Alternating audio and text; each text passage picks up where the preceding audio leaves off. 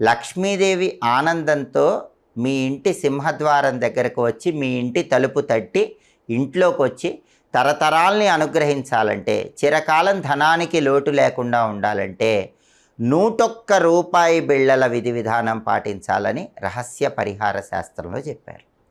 ఈ 101 రూపాయి బిళ్ళల విధి విధానం ఏంటంటే, ఎప్పుడైనా శుక్రవారం రోజు మీ ఇంట్లో పూజా మందిరంలో లక్ష్మీదేవి చిత్రపటం ముందు ఒక రాగి పళ్ళెం కానీ ఇత్తడి పళ్ళెం కానీ పెద్దది ఉంచి దానిలో 101 రూపాయి బిళ్ళలు ఉంచండి.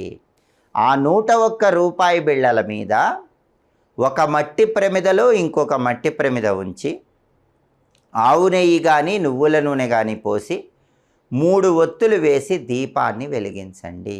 అలా దీపం వెలిగించిన తర్వాత లక్ష్మీదేవికి పరమాన్నం కానీ కట్టె పొంగలి కానీ నైవేద్యంగా సమర్పించండి.